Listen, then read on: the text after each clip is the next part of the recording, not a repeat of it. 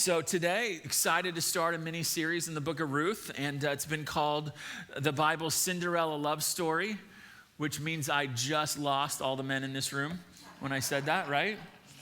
No, you guys are here to study God's word, and so that's what we're going to do. Now, like many love stories, except to the Disney variety, I guess, this one is filled with good times and bad, and all of it with God working behind what is seen to accomplish his will. So before we get into all the details of the text, I want to take us out, 40,000 feet and look at the big picture. What's going on in the book of Ruth? What's the background? Well, if you look at verse 1, it says that the events took place in the days when the judges ruled. Now, if you're not familiar with the Bible, we're glad that you're here. Let me explain that the time of the judges would have been like living in Tombstone with Wyatt Earp. It's kind of the Wild West, everybody doing what they want, survival of the fittest, kill or be killed, violent, evil days. It's marked by disobedience, instability, assassinations, idol worship, sexual sin, pride, lying, rape, murder, dismemberment, human sacrifice, marriage to pagans, heretical priests, chaos, and even a little bit of civil war mixed in for good measure. A summary of it is in the last verse of Judges, chapter 21, verse 25, where summarizes this 300-year period by saying, everyone did what was right in his own eyes. What was right in God's eyes, that doesn't really matter. I'm my own God. I'm going to do whatever I want. I'm going to do what's right in my own eyes. This is like Jews gone wild. This is just craziness going on in this book. It's not the part of the Bible that we should really look at for a lot of spiritual guidance, except on like how not to live, how not to follow the Lord and all of that. Now, because this happened in the time of Judges, probably towards the end, so probably around 1100 BC, so these events took place 3,100 years ago. Now, in saying Ruth is a Bible Cinderella rags to riches story, that does not mean that Ruth is fiction. This book is in a historical context. It's an inspired historical narrative that teaches us about God. It teaches us about how to live in God's world. So when we put Ruth together with Judges, what we see is that Ruth is a light in the darkness of the Judges period. She's an oasis in the spiritual desert where at least some Israelites didn't follow the culture, didn't follow the disobedience, didn't go wild, but remained faithful. That's important for us to think through because our culture is going wild. Even out in the church, it's seeping in there. And as we enter this text, the message overall for us we can take away just at the very beginning is that when it comes to a crazy culture, we remain faithful to Christ. Now, Ruth has been truly admired. It's been considered the work of genius. It's called the perfect story. It's called one of the most beautiful tales in the Old Testament. All of that, nobody knows who wrote it. It's been surmised, maybe Samuel, maybe Nathan, but nobody really knows. I believe it was written around 1000 BC, which is somewhere during or soon after David's life, but that's about it. It's about all we know. Now, we are in chapter 1 today, and chapter 1 is going to lay the foundation. The rest is going to be the story that's built on top about this love story. But because this is inspired, because this is profitable, because it teaches us how to live in God's world, this is not just going to be a historical, like, oh, isn't that interesting, facts from 3,000 years ago. No, this text will help you. It will help me understand the hard times that we go through. We're going to see some terrible times that this family goes through. But what happens to them, we will be able to learn from and take into the hard times that we face. So Ruth chapter 1 will give us a framework to understand the hard times that you and I face in our lives. So let's look at the text in verse 1. The story begins with maybe one of the hardest things people can endure. Verse 1 says there was a famine in the land. Now, we read that matter of factly and probably move on because I'm sure nobody here understands what a famine actually is, has never experienced it. Famine means no food. It means death by starvation, sunken eyes, bloated bellies, jawbones and ribs that show through the skin. We're talking about horrible, horrible conditions. And remember, Book of Judges, there's all this disobedience and rebellion. And because the people of Israel made a covenant with God, and those covenant stipulations are stated in Leviticus 26, restated in Deuteronomy 28, both of those passages give a theological framework to understand famine. All the famine that happens after they make that covenant, listen, is evidence of God's judgment for rebellion. It's not just happenstance, oh, there was a famine. Famine was meant to show them we are not right with God and we need to change. Now, Bethlehem means house of bread, the place of food. So famine in Bethlehem is like starving at a grocery store. It's not supposed to be that way. And famine in Bethlehem is like civil war in Philadelphia, the city of brotherly love. Like, it's ironic. It doesn't make sense. It doesn't fit. And I think that's a clue. In these first 5 verses, we're going to see things that don't fit. And I think every single one of those in verses 1 to 5 is evidence that what this family did when they left Bethlehem and went to Moab was not what they were supposed to do. Let's look at it a little more. Verse 1. God's judgment in this famine is localized. It's in Israel, but 30 miles away, Moab, they're fine.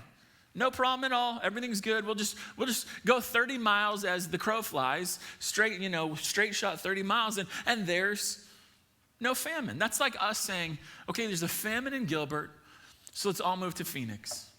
And we're going to be fine in Phoenix. We're not going to be fine here, famine, we're all dying, but just go over to Phoenix and we'll be okay.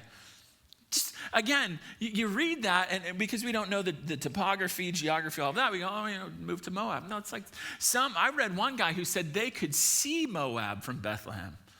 And so they're looking and going, it's better over there. I don't know if that's true, but that's what that guy said. Now, this family leaves Bethlehem, goes to Moab. Seems innocent enough, right? But the author expects us to know something from the book of Judges. Judges ends, chapter 17 to 21, ends with 2 just horrific incidences. Just awful, horrific things. And here's the thing, both of them start with people who left a city called Bethlehem. So already built into the Old Testament is this idea that you don't want to leave Bethlehem. Not a good idea to leave Bethlehem, but this man did with his wife and kids, and they settled, it says, in the country of Moab. It says in verse 1, they're sojourning there. They don't plan to stay. They're going to stay there they're going to wait out the famine and then go back home. Now, depending on where they stayed, the route they likely would have taken from Bethlehem to Moab would have taken about 80 to 100 miles to do the whole route. Straight shot, 30. They don't have planes, so they've got to walk along the road. And here's the deal. Bethlehem is about 3,500 feet high on a mountain range. They've got to go down to Jericho, below sea level. They've got to cross the the Dead Sea, and then they've got to cross the Jordan River, and then they've got to go up 4,500 feet to Moab. So this is about an 80 to 100 mile walk. This probably take 1 or 2 weeks, and most of it was through the desert. And about you, if you had to walk 100 miles to go to church today, chances are we're not going to need 4 services. And so now Moab is not grandma's house, okay? Moab is not good. Moab is known for 4 things by the time we get to the book of Ruth. First, do you know how the Moabites, that people started? Genesis 19 starts from an incestuous relationship where a daughter, worried about not having children, gets her dad drunk so that he could impregnate her. That's not a nice family. That's not a good way to start your family. Second, they showed hatred to the Israelites when the Israelites left Egypt, going to the promised land. They're about to enter, but the Moabites stopped them and tried to keep them from entering the promised land. Not nice, hatred, hire a prophet, curse them, all that. Third, before they enter the promised land, here they are still in Moab, the Moabite women go and seduce a bunch of Israelites. You can read about it in Numbers 25, seduce them into sin and pull them into idolatry. And then fourth, about 100 years before the book of Ruth, the king of Moab decides it'd be a good idea to send bands of soldiers into Israel to attack them and take their stuff. So other than not starving, the author is hinting pretty strongly that there's nothing good about this move. And here's the thing, when we get to verse 19 later, we're going to see that there were people that stayed in Bethlehem. Lots of people. Naomi arrives and be like, hey, there's Naomi. Hey, this is so awesome. So the indication of this text is that Unlike this family, most people stayed. They didn't go to Moab. And you probably know why that is, right? Moving to Moab would have meant being surrounded by people that don't worship your God. And not only that, no family, no friends, no followers of God, no tabernacle, priest, sacrifice, worship, no prayer. Like you don't have any of that. You are a stranger in a strange land in every possible way.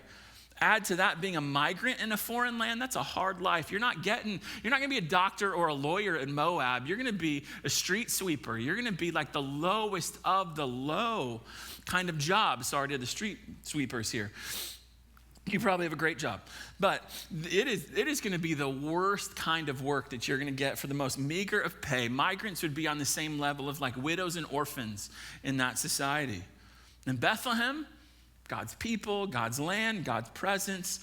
Yeah, but God's not providing for us, so we're going to move to a land with another God, a demon God, and we're going to follow some better economic opportunity there. So here they're out of church, out of community, out of teaching for at least, verse 4 says, 10 years. 10 years away from God's people, 10 years away from teaching, all for money and for comfort. And notice verse 2, the man's name is Elimelech. You're seeing that these decisions are not very spiritual, not very, very godly decisions, but his name means God is king or God is my king. He's not acting like it. He's like an atheist named Christian. It's like, there's something not right there again. What that's saying to us, the author is saying to us, these inconsistencies are showing God is not pleased with what's going on. But it's the time of the judges. He's a lot like his culture. He's worldly, even rebellious. He's making economic decisions without any regard for spiritual realities. That's like people saying Jesus is Lord, but not living like that. Living the opposite. Elimelech, I'm providing for my family. I'm putting food on the table. But he is spiritual in name only, literally. There's no real commitment to the Lord. So let me just walk over to the side here and say, dads, any dads in the room? Dads, raise your hand. Could we just all right now just make a commitment? We are not going to be like Elimelech. We're not gonna shirk our responsibilities as the spiritual leaders in our homes. We're going to lead our family. We're going to pray with them. We're going to study the Bible, read the Bible with them. We're going to have hard conversations because we want them to know and love Jesus. Let's commit to not be like Elimelech. Now look at verse 2. He's married with a wife named Naomi, 2 sons, Mahlon and Chilion. It says there that they're Ephrathites, which could mean that they're from a specific neighborhood in Bethlehem. Maybe it's the name of their clan, or it could refer to the upper class, so it's the nice neighborhood in Bethlehem. Scholars aren't sure. So the move seems to be a good decision, though. On the surface, verse 3, but Elimelech, the husband of Naomi, died. It's like newspaper matter of fact, you know? It doesn't say it was God's discipline, but I think the text is hinting pretty strongly that it was. So here they are, foreign land, no community, no family. He dies, dream's dead. All's not lost though, verse 3. And she was left with her 2 sons. Boys are going to take care of her. But like fathers often do, they follow the bad example. As sons often do, they follow the bad example of their fathers. And look at verse 4.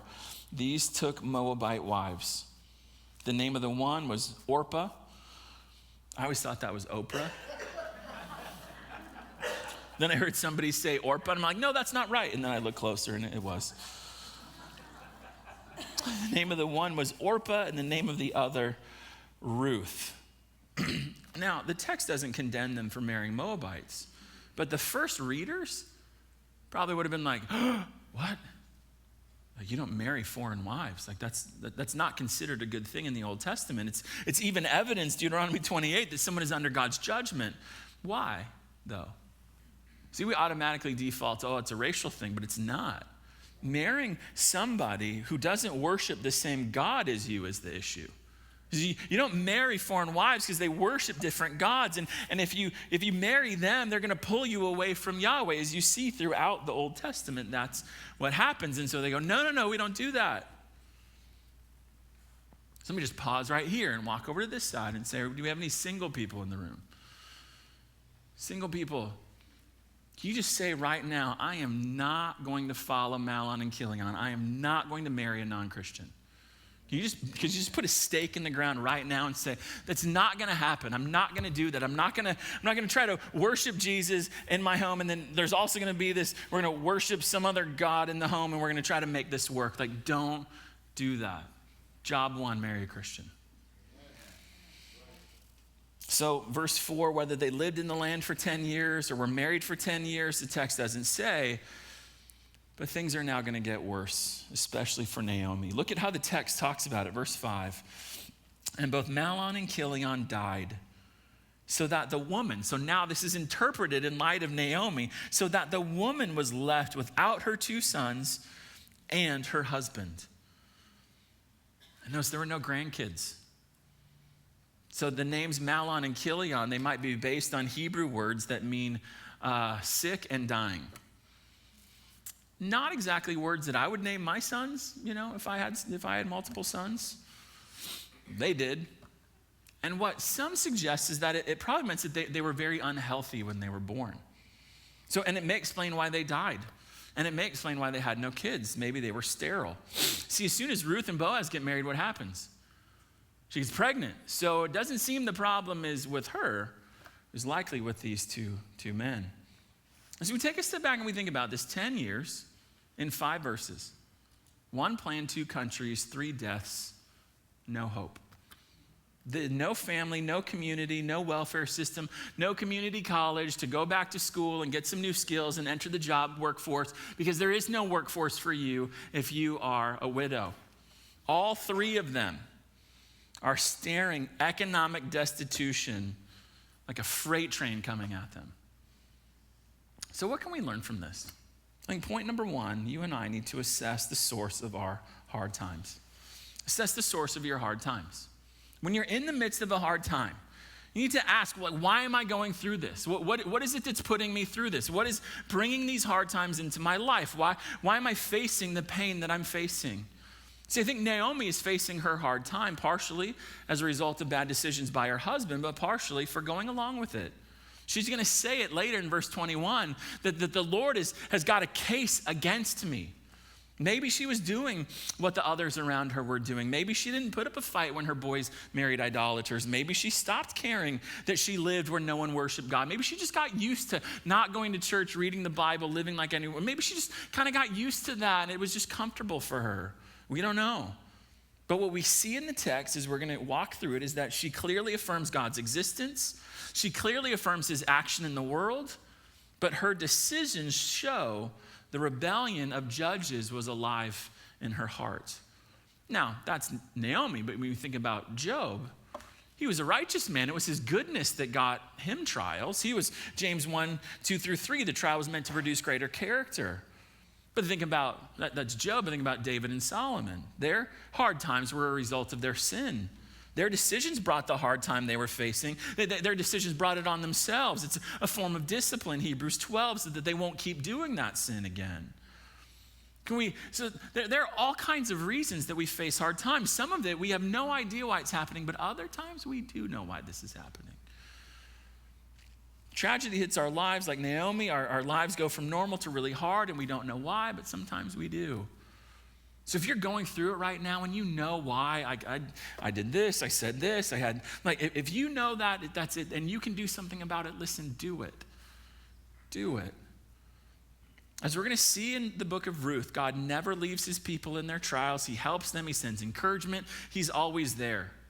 Now, Naomi might not be the strongest believer, but she does know that God is with me, God is here. And she also may have thought, I can do something about this. And so I'm done being under God's discipline in Moab. I'm going home. Look at verse 6. And then she arose with her daughters-in-law to return to the country of Moab, for she had heard in the fields of Moab that the Lord had visited his people and given them food. So she set out from the place where she was with her 2 daughters-in-law, and they went on the way to return to the land of Judah. There's nothing left for her in Moab. And while there, she's probably in a field somewhere. She's working, but she hears the gossip around the field is, hey, something really good is happening in Judah. And she's like, wait, that's where I'm from. Those are my people. She hears, notice verse 6 again, that the Lord had visited his people. That wasn't like, hey, people, how's it going? That's not what that meant. What that means is that this arrival was to bless or to curse depending on what he found.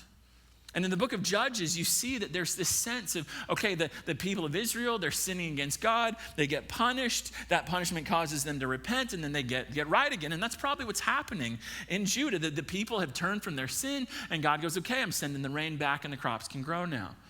Whatever it was, they saw God as active in history. They attribute all of this blessing to him. But notice, whatever God did, it must have been pretty dramatic to hear about it in Moab. Now, you probably missed this, but in verses 6 and 7, did you catch the repetition of those words, her daughters-in-law? Her daughters-in-law? So he said in verses 1 to 5 that the inconsistencies point to God's judgment. I think the inconsistencies in verses 6 to the end of the chapter, I think the inconsistencies are the glimmer of God's grace. Notice that repetition, with her daughters-in-law. The author wants us to notice this, because this is not normal. Think about it. Naomi must have been the most incredible, amazing mother-in-law in history. Both of her daughters-in-law refused to return to their own moms in order to go to Bethlehem with her. Like that's not normal. But somewhere on the road to Bethlehem, they're walking together, and Naomi realizes, you know what?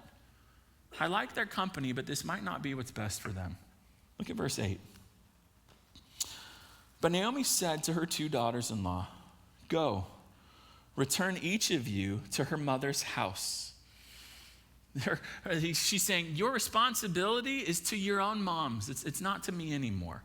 And then she hopes that God will bless them in two ways. Look at verse 8 again. May the Lord deal kindly with you as you have dealt with the dead and with me.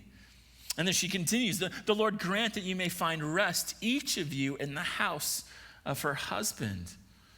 You've got to take a step back and realize that there's a deep bond with these women, that they love each other. They've been through life together, 2 weddings, 3 funerals, trying to stay alive. There's a devotion that was forged in adversity, and that devotion was strong. She loves them. She cares about them. And so she's going, okay, it'd be great if I kept them here, but it wouldn't really be great for them.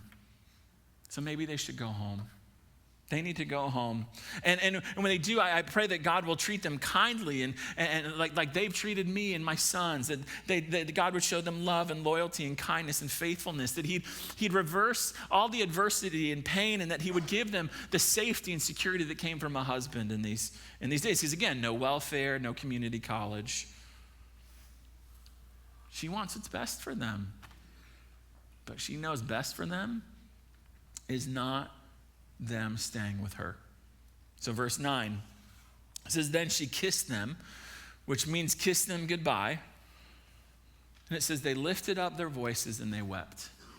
They cried. They love each other. There's a connection, a devotion. They'd known each other. They struggled together. Now, daughters-in-law on the road to Bethlehem with you is one thing. That the readers would have been like, what? But then the readers would have said, that's unbelievable. Verse 10.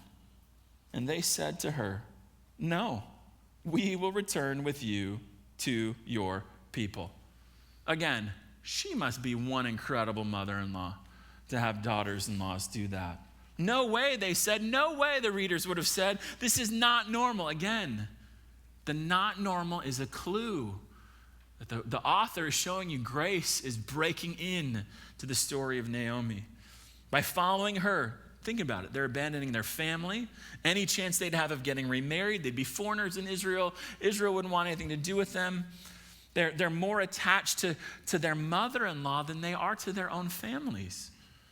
And in that culture, it would have been really good for an older woman like Naomi to have them take care of her. But again, she wanted what was best for them, not herself.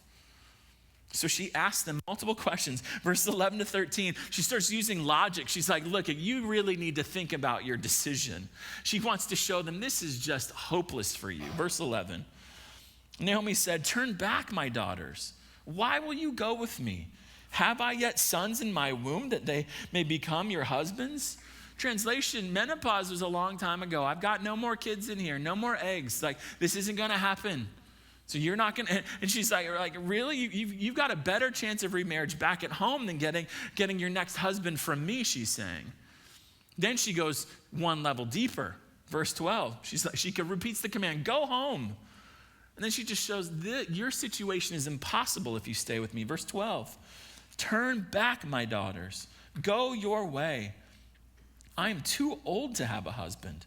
If I should say I have hope, even if I should have a husband this night and should bear sons, would you therefore wait until they were grown? Would you therefore refrain from marrying?"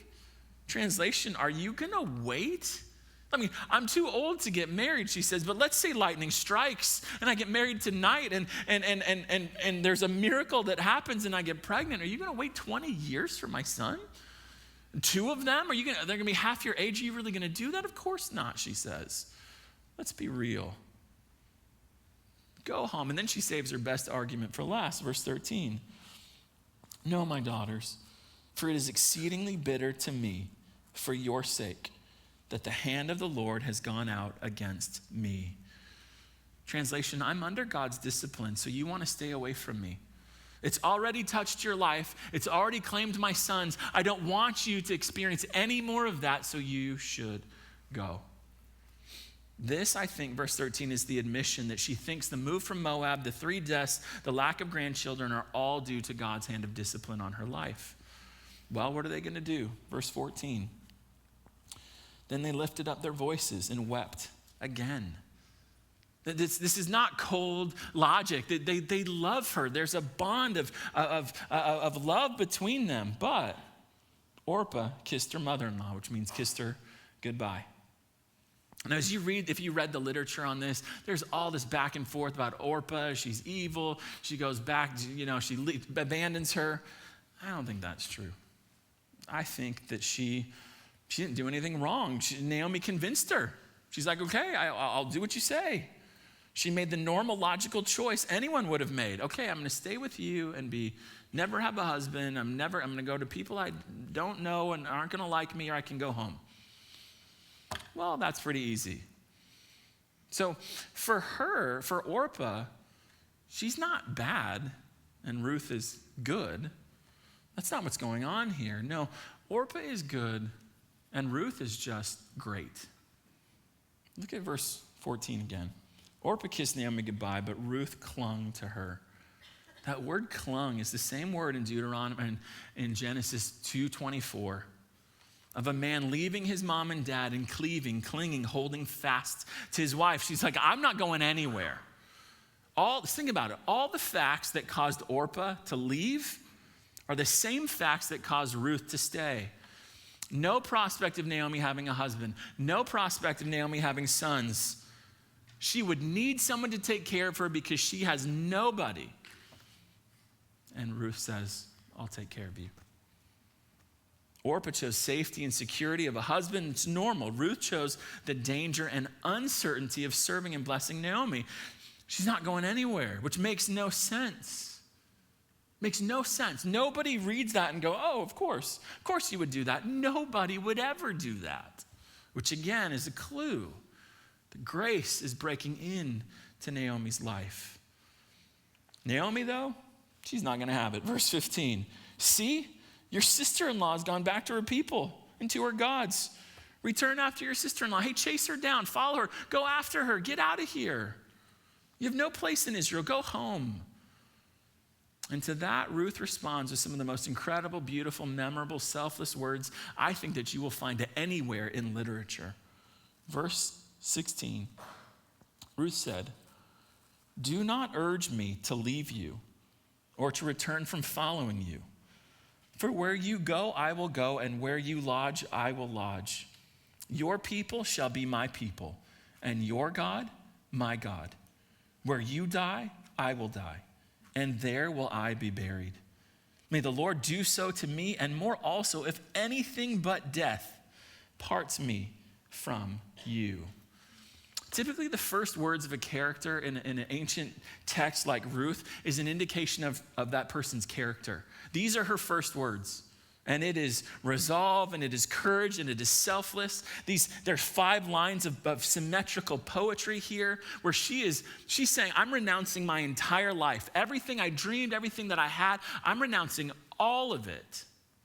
Her family, her people, her gods, all to take care of Naomi. There's no faith like this anywhere in the book of Judges.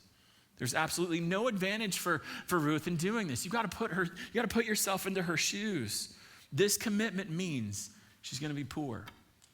It means that she's going to be an outcast, which means that she's not going to have a husband. She's not going to have kids. When Naomi dies, way before she dies, she's going to be all alone. And you can say, like, no, she can go back to Moab at this point. No, did you see verse 17? Where you die, I will die, and there will I be buried. I'm not going back to Moab. I'm here for the rest of my life, and when I die, I'm going to be buried right next to you. And then she said, just so you know I'm serious, I'm going to pronounce a curse on myself if that doesn't happen. May the Lord do so to me and more also, if anything but death parts me from you.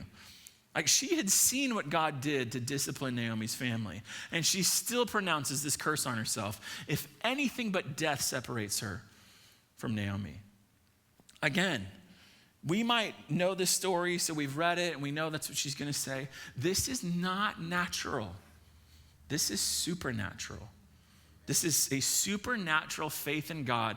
Your God will be my God. This is a supernatural love for Naomi. She pledges her allegiance. She gives her life to Israel's God. And I think in that moment, she is saved. And then you see that love pour out, that love from salvation pour out into Naomi. Now, I don't know about you. I'm amazed at those words. Naomi, she doesn't seem to be. Verse 18. And when Naomi saw that she was determined to go with her, she said no more. All right, she's silent, All right. Well, what is that? What's going on there? No, like, oh, I can't believe you said that. No, thank you. No, gosh, you just saved my life because I've got to walk 100 miles in the desert. And how am I going to do that? I'm an old lady. She just said nothing. And I think it's because she really loved Ruth. I think she's sitting there going, this doesn't make any sense. Why would you sacrifice your whole life just to take care of me? Now, what can we learn from all this? Point number 2, I think we can learn this. That in our hard times, we need to embrace the complexities of faith. In our hard times, we need to embrace the complexities of faith. If you haven't noticed it already, the book of Ruth is really about Naomi. It really is the story of Naomi. She's the focal point. From beginning to end, she's the focal point. She's the focus.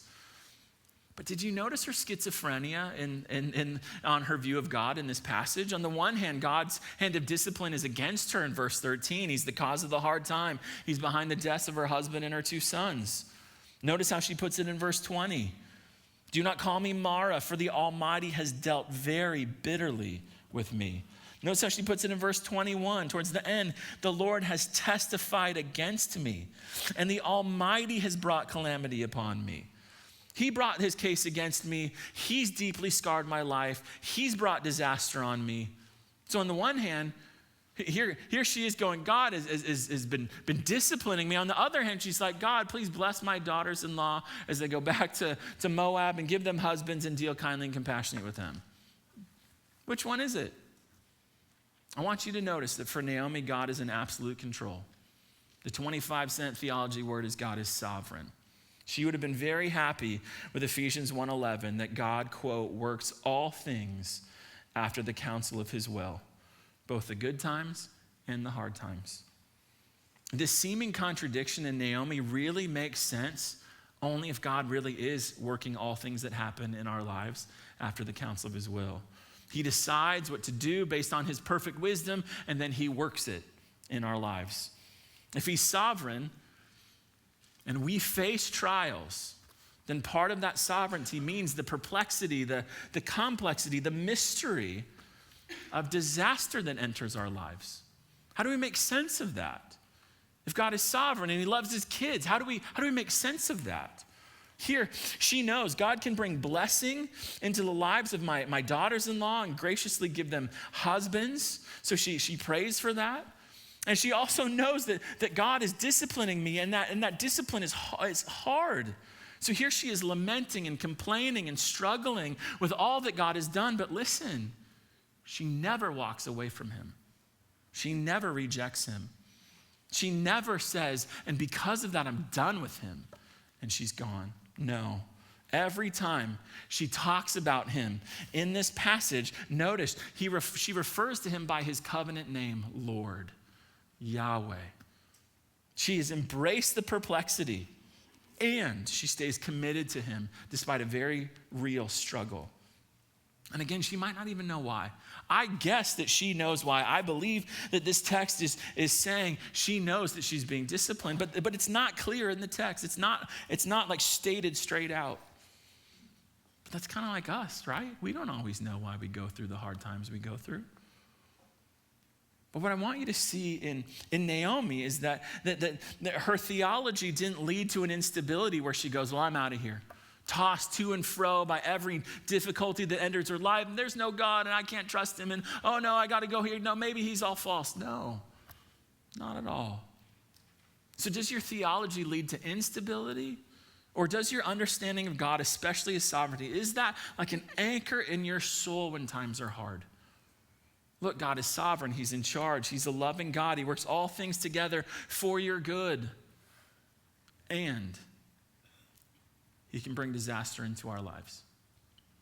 Sometimes because of our sin, sometimes not because of our sin. And again, it might not be that for you. So what is it? Suffering is never gratuitous. It's never needless. It's never random or accidental for the Christian. That idea, it's just chance, just kind of happened. That's not biblical. That's pagan. That's not what Naomi thought, and we shouldn't think that either. Think about Job.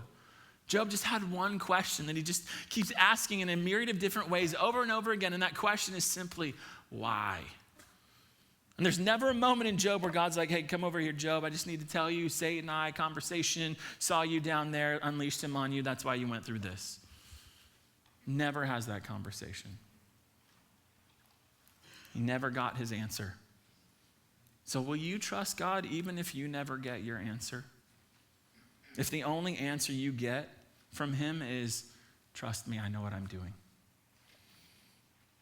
You're going to see that by the end of the story, by the end of Ruth, God clearly knew what he was doing. But for now, let's get back into the events. Two women keep walking, verse 19. So the two of them went on until they came to Bethlehem. And when they came to Bethlehem, the whole town was stirred because of them. This question, I stopped. And then the women said, is this Naomi? There's excitement, like she's back, their friend, their relative. There's a buzz, a buzzing hive of conversation. And Naomi knows it. She knows the women are excited to see her. And so, her words in verse 20 only make sense if they're happy to see her. So she says, you guys are happy to see me, Debbie Downer. Look at verse 20. She said to them, do not call me Naomi, call me Mara, for the Almighty has dealt very bitterly with me. The name Naomi means pleasant. She says, I'm not pleasant. No, I'm a bitter old hag. I'm angry. Verse 21, I went away full, and the Lord has brought me back empty. God is clearly against me. So don't call me by that name anymore. That name doesn't describe my life. The Lord has a case against me, and I lost. Verse 21, why call me Naomi when the Lord has testified against me? And the Almighty has brought calamity upon me. She believed God was showing his displeasure with her situation by the disasters that she experienced. Now, was she right? The text doesn't say explicitly, but I think enough was said to suggest that she is right. God did discipline her and her family for their sin. But while we read that and we go, okay, yeah, it's just kind of cranky, we can't minimize her pain, right? This is real, severe, devastating. She's got this group of people that are happy to see her, and she sees that on their face. She's like, no, you need to understand the truth. She's venting a little bit. She said, I left happy, Everything was great. I had my husband and my kids, and there was the thought of a new beginning, and we weren't going to starve, and everything was going to be okay. And then God brought these tragedy after tragedy after tragedy into my life, and it has scarred me deeply, and I'm never going to be happy again. Or so she thought. Look at verse 22. So Naomi returned, and Ruth the Moabite, her daughter-in-law, with her, who returned from the country of Moab. And they came to Bethlehem at the beginning of barley harvest. I said before that verses 6 to the end of the chapter, there are these glimpses of grace. And verse 22 ends with two very strong evidences of grace. The first one is this. They arrive as destitute widows. When? Right at the barley harvest. How interesting. Right in time for the house of bread to get restocked, they show up. How nice. And then second, notice what it says about Ruth. It says that Ruth was, quote, with her. Verse 20 says that God was, verse 21 says, I went away full and God brought me back empty. Maybe he didn't bring her back as empty as she thought she was. She had Ruth, and we're going to see next week that Ruth is probably the greatest thing that ever happened to her. Now, all of this, these two evidences of grace and all of the inconsistency that show more glimpses of grace, all of them tell us what about God? Maybe God wasn't as against Naomi as Naomi thought he was. So what can we learn from this point? Number 3, trust that God is working for your good regardless. Regardless of what's happening, regardless of what you've seen, even when you don't see it, even when the time is so hard that you can't see it, trust that God is working for your good, even when you can't see it. Listen, because he is. He is. He only ever works for the good of those that love him, those who are his children. He only works for our good. Naomi didn't see this. But the grace in verse 22 is a glimmer of hope that the final chapter of her life was not going to be the hard time that she endured. Here is Ruth. Ruth is a massive glimmer of hope that, look, things are going to get better. She can't see that right now, even in hard times, especially in hard times. Do you check to make sure Romans 8:28 is still in the Bible? Do you do that?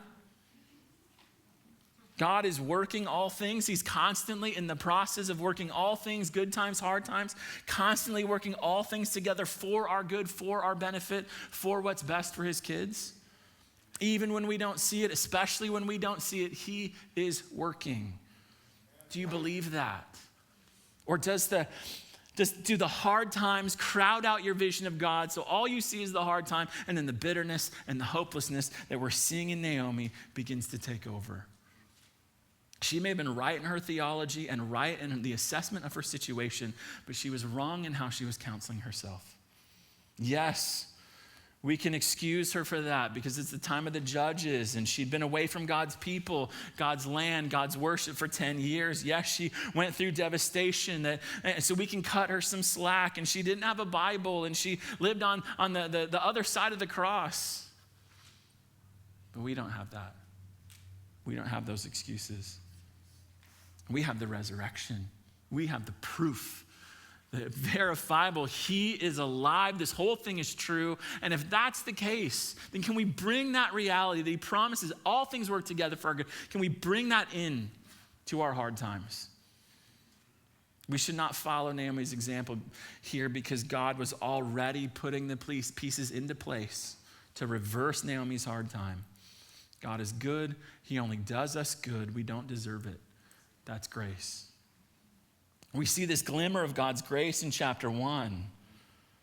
That becomes the noonday Arizona sun of his grace in Christ. When we who are destitute spiritually, poor, impoverished spiritually, with no hope without God in the world, when we deserved more than discipline, we deserved punishment, judgment.